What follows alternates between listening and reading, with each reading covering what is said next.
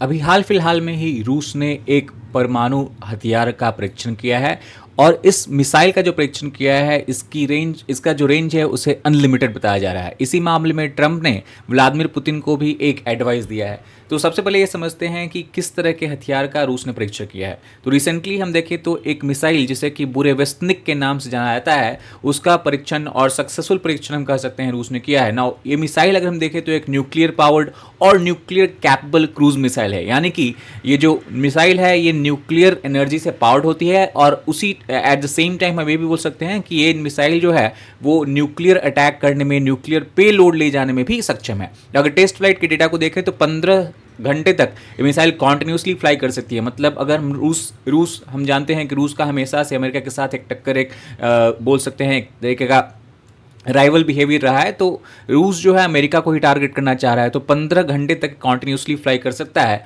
और ये करीब करीब 8,700 मील की दूरी को ही पूरी कर सकता है। यानी कि हम बोल सकते हैं कि जो इसका रेंज है, रूस कहीं भी किसी भी कंट्री में दुनिया के अटैक करने में सक्षम हो चुका है। इस मिसाइल का जो सक्सेसफुल टेस्ट है, इसका अनाउंसमेंट भी president of Russia Vladimir Putin ने किया था और ना ही उन्होंने बताया है कि सिर्फ इसका सक्सेसफुल टेस्ट हुआ है, बल्कि आने वाले कुछ दिनों में रूस का ये प्लान है कि इसको फुली डिप्लॉय भी कर दिया जाएगा और एक बहुत ही बोल सकते हैं एक सक्षम वेपन के रूप में, स्पेशली न्यूक्लियर आर्सेनल की बात करें तो रूस में ये उभरा है। इस मामले में हम देखें ट्रंप का रिएक्शन, तो ट्रंप एयरफोर्स 1 पे फ्लाई कर रहे थे। उस टाइम पे उन्होंने बताया कि ये जो बुरेवेस्निक क्रूज मिसाइल का टेस्ट किया गया, ऑब्वियसली ये इनएप्रोप्रिएट टेस्ट है। क्यों इनएप्रोप्रिएट टेस्ट है? क्योंकि फर्स्ट ऑफ ऑल उन्होंने बोला कि रशियन प्रेसिडेंट व्लादिमीर पुतिन को ये फोकस करना चाहिए कि कॉन्फ्लिक्ट जो यूक्रेन में, वॉर जो यूक्रेन में चल रहा है पिछले 4 सालों से, उसे हम खत्म कर सके। और ट्रंप ने उस समय यह भी कहा है कि हम इस तरह के हथियारों के परीक्षण से डरने वाले नहीं हैं। रूस को भी पता है कि अमेरिका के पास न्यूक्लियर सबमरीन है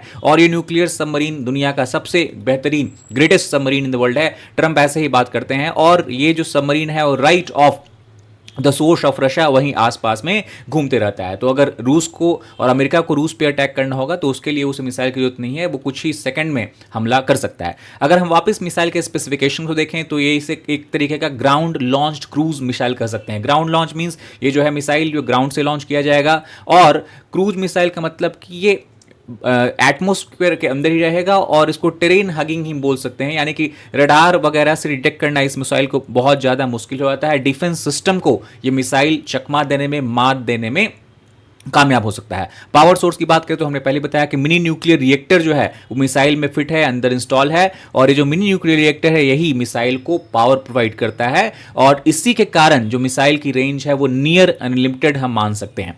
नाटो ने इसको SSC-X9 स्काई फॉल का नाम दिया है और कोड दिया है। हम जानते हैं कि रूस कोई भी मिसाइल यूज करता है उसका 2 नाम है, एक तो जो डोमेस्टिक नेम रशिया देता है और दूसरा नाटो उसको अलग नाम से जानता है। तो अगर हम बुरेवेस्निक मिसाइल की बात करें तो नेटो इसको SSC-X9 स्काई फॉल के नाम से इसको आइडेंटिफाई कर रहा है। टेक्नोलॉजिकल सिग्निफिकेंस की बात करें तो because of nuclear propulsion missile is capable to fly for longer endurance और more than 15 hours as we have discussed, around more than 15 hours of continuous flight capability हमने देखा है। सबसे इंटरेस्टिंग बात यह है कि मिसाइल का नाम क्यों बुरेवेस्निक रखा गया है। तो बुरेवेस्निक एक रशियन टर्म है जिसका एक्चुअली में इंग्लिश में हम ट्रांसलेट करें तो एक बर्ड का नाम, जिसको कि स्टॉर्म बर्ड बोल सकते हैं। और ये जो बर्ड है ये जब कभी भी शोर के पास, कोस्ट के पास आता है तो इसका ये मतलब है कि तूफान आने वाला है। बर्ड बेसिकली तूफान के आने का संकेत है। तो इसी तरह के हम बोल सकते हैं मिसाइल का नाम भी और नामकरण भी किया गया है ताकि ये जो मिसाइल है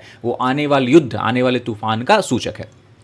ऑल्सो व्लादिमीर पुतिन ने जब स्टेटमेंट दिया था उसमें उन्होंने यही बताया है कि ये मिसाइल है बहुत यूनिक सिस्टम है, क्योंकि आज के समय में दुनिया की किसी भी कंट्री के पास, किसी भी देश के पास इस तरह का मिसाइल सिस्टम अवेलेबल नहीं है और इसका डुअल यूज भी कर सकते हैं, एनर्जी के रूप में भी और वेपन प्लेटफॉर्म के रूप में भी।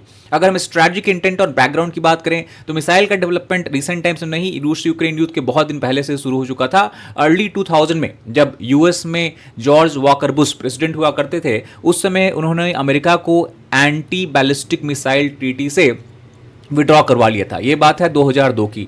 और इसी के उपरांत हम बोल सकते हैं कि रूस ने भी बैलिस्टिक मिसाइल डेवलपमेंट स्टार्ट कर दिया गया, क्योंकि कोई ट्रीटी है नहीं। ऑल्सो हम बहुत सारे एक्सपर्ट का मानना है कि डोनाल्ड ट्रंप ने जब प्रेसिडेंसी जब 47 प्रेसिडेंट जब वो बने, तो उन्होंने कई बार यूएस के गोल्डन डोम मिसाइल शील्ड के बारे में बताया है कि यूएस के पास एक ऐसा मिसाइल शील्ड, और यूएस एक ऐसा मिसाइल शील्ड बनाना चाहता है जिसको कि हम गोल्डन डोम बोल सकते हैं, और ये मिसाइल शील्ड जो है किसी भी तरह का मिसाइल किसी भी कंट्री के पास जो है उससे यूएस को बचाने में कामयाब होगा। तो बहुत सारे स्कॉलर्स का यही मानना है कि जो रशिया का बोरिवस्निक मिसाइल है वो गोल्डन डोम को भी मात दे सकता है, उसको पेनिट्रेट करते हुए यूएस टेरिटरी में अटैक कर सकता है। 2018 में पहली बार पुतिन ने इस मिसाइल के बारे में अपने स्पीच में अनाउंस किया था। डिजाइन पर्पस सिंपली डिटरेंस और सर्वाइवेबिलिटी का है, और सिंबोलिज्म हम मान सकते हैं कि रशिया के नेक्स्ट जनरेशन न्यूक्लियर आर्सेनल का एक बहुत ही अच्छा सिंबल है। अगर हम जेफरी लेविस के स्टेटमेंट को देखें, जो कि मिडिलबर्ग कॉलेज के प्रोफेसर हैं और वो न्यूक्लियर डिसआर्मामेंट के एक्सपर्ट माने जाते हैं, तो उन्होंने इस मिसाइल को फ्लाइंग चेरनोबिल के तरफ फ्लाइंग चेरनोबिल का नाम दिया है। फ्लाइंग चेरनोबिल क्योंकि चेरनोबिल डिजास्टर हम जानते हैं यूक्रेन में nuclear meltdown, nuclear reactor meltdown हुआ था, जो कि अब तक का सबसे डिजास्ट्रस न्यूक्लियर इंसिडेंट है पूरे वर्ल्ड में।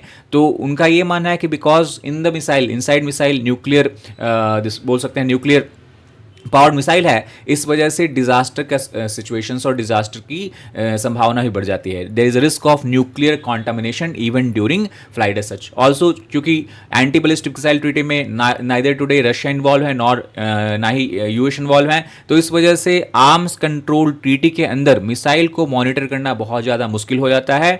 और उनका ये मानना है कि इस तरह के मिसाइल डेवलपमेंट जो है, चूंकि अब रशिया ने इस तरह का मिसाइल बनाया है, तो अमेरिका ऑब्वियसली भी इस तरह का मिसाइल बनाना चाहेगा, फिर और दूसरे कंट्रीज भी इस रेस में शामिल हो जाएंगे। तो इस तरह का जो मिसाइल का डेवलपमेंट और टेस्टिंग है वो एस्केलेटरी और डीस्टेबलाइजिंग नेचर है। एस्केलेटरी क्योंकि दूसरे देश को भी प्रेरित करता है कि वह ऐसा ही मिसाइल सिस्टम बनाए, और डीस्टेबलाइजिंग बिकॉज ये बोल सकते हैं कि एक तरह का अलग यूनिक काइंड ऑफ वेपन हमने डेवलप किया है जिससे कि पूरी मानव जाति को भी खतरा हो सकता है। Plus environmental ethical issues obviously involve हैं। अगर हम इसको पूरे जियोपॉलिटिकल कॉन्टेक्स्ट में समझने की कोशिश करें, तो हमने बताया है कि यूएस जो है एबीएम ट्रीटी से विड्रॉ कर लिया था। इसके कारण जो मिसाइल का डेवलपमेंट है उसको हम आर्म्स रेस जो यूएस और रशिया के बीच में बहुत दिनों से चलता आ रहा है उसका एक पार्ट मान सकते हैं। हालांकि इमीडिएट ट्रिगर जो है वो गोल्डन डोम के कॉन्सेप्ट को हम बोल सकते हैं ना ही, और इसको हम इस तरह से समझ सकते हैं कि यूक्रेन वॉर के टाइम अभी रिसेंटली में भी रशिया जब व्लादिमीर ज़ेलेंस्की यूक्रेन के प्रेसिडेंट अमेरिका गए थे, तो उसमें बातचीत चल रही थी कि अगर रशिया सीज फायर अग्रीमेंट पर साइन नहीं करता है और सीज फायर की ओर नहीं जाता है, उस केस में अमेरिका यूक्रेन को टोमाहॉक क्रूज मिसाइल प्रदान कर सकता है और दे सकता है। तो इस वजह से रशिया ने भी न्यूक्लियर यूज थ्रेशोल्ड को लो कर दिया है। मतलब पहले रशिया का जो डॉक्ट्राइन था कि हम कब न्यूक्लियर वेपन यूज करेंगे, अब हम रशिया ने कहा है कि अब अगर कोई भी अटैक रशियन टेरिटरी में होता है किसी भी मिसाइल के द्वारा, तो रशिया न्यूक्लियर वेपन यूज कर सकता है।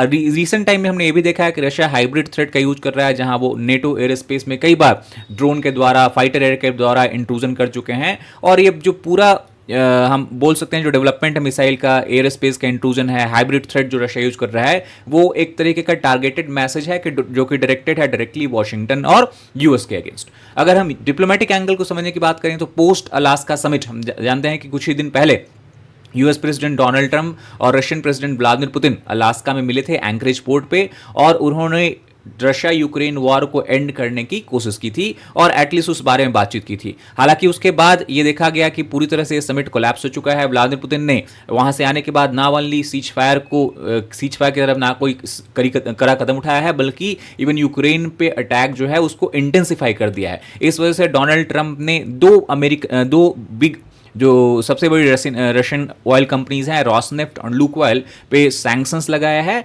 और इस वजह से भी हम समझ सकते हैं कि इस तरह का जो काउंटर अटैक और काउंटर रिटेलिएटरी मूव रशिया से देखने को मिल रहा है।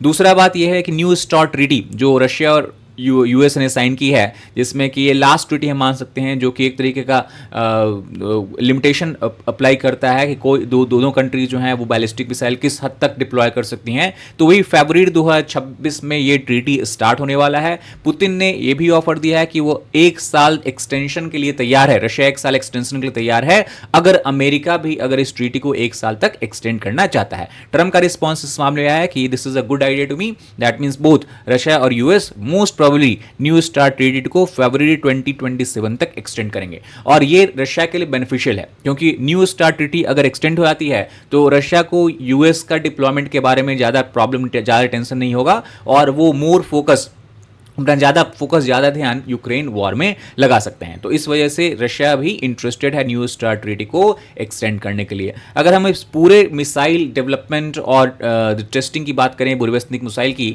तो इसका बहुत ही ह्यूज सिक्योरिटी इंप्लीकेशंस देखने को मिल सकता है near to short long term में। फर्स्ट ऑफ ऑल, ये एक न्यू फेज है न्यूक्लियर डिटरेंस का, क्योंकि अगर हम मिसाइल को देखें तो रशिया ने इसको इसलिए डेवलप किया है ताकि प्री एम्प्टिव स्ट्राइक किया जा सके, और अगर यूएस किसी और थर्ड कंट्री के द्वारा भी और डायरेक्टली अगर रशियन टेरिटरी में अटैक करता है तो ये मिसाइल जो है एज अ डिटरेंस के रूप में यूज होगा। US and other countries will have think twice before striking and attacking Russia as such.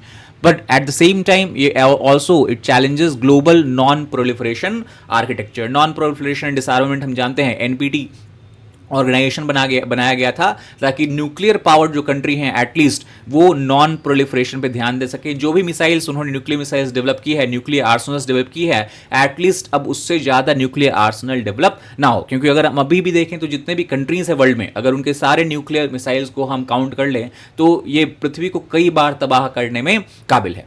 Arctic test site भी हम बात करें, रिसेंटली जब प्रेसिडेंट पुतिन का विजिट हुआ था वहाँ पे अलास्का में, उसके पहले strategic mapping of polar routes की गई थी। वहाँ पे हम रशियन न्यूक्लियर सबमरीन को भी देख सकते हैं, कई बार वहाँ पे उनका इंट्रूजन हुआ था। स्पेस और मिसाइल डिफेंस का इंटरलिंकेज भी हम फ्यूचर में देख सकते हैं। और ओवरऑल जो मिसाइल डेवलपमेंट है, रशिया ऑल्सो इससे यूक्रेन वॉर डायनेमिक्स को अपने फेवर में करने की कोशिश कर रहा है, स्पेशली उस सिचुएशन में जब रशिया पे हैवी सैंक्शन अप्लाई कर दिया गया है, स्पेशली ऑयल कंपनी के द्वारा, और further more sanctions are expected to come as such. So इस मामले में ऐसे ही हम इसको समझ सकते हैं।